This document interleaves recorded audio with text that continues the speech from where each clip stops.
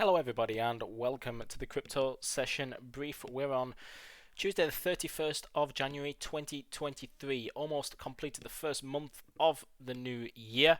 It's gone quite fast and it's been a very good month for cryptos. Are they going to end on a positive note? I'm expecting not a lot of action today, to be quite frank, and you can see that reflected in the current Bitcoin trading from today, of which we've managed a grand total of 300 points, which on BTC is, yeah, put it this way, not very much. Same sort of liquidity and movement that we were seeing throughout the Christmas break.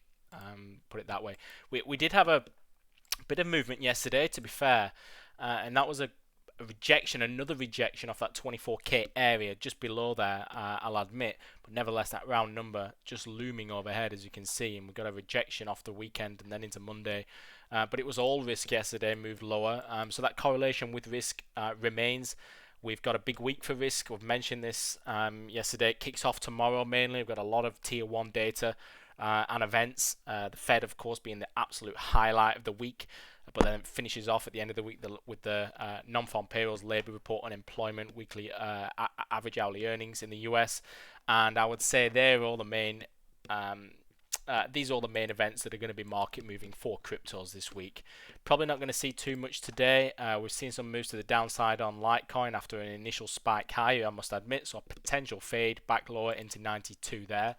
Bitcoin looks very flat, as does Ethereum. We're currently range trading really on Ethereum, the lows being down here at 1550, and above you're talking 1650, so maybe like 125 point range.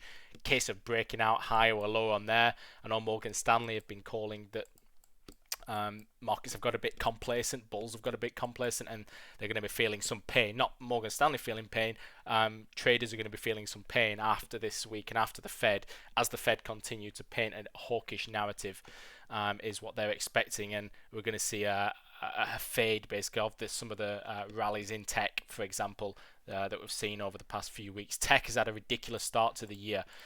Tesla up 30 odd percent, Meta 20%. I mean, you go through the names and massive movements so far this year, and Bitcoin also up 30-40% on the year, Ethereum maybe 50%. So some big moves. Is it time for a bit of a pullback?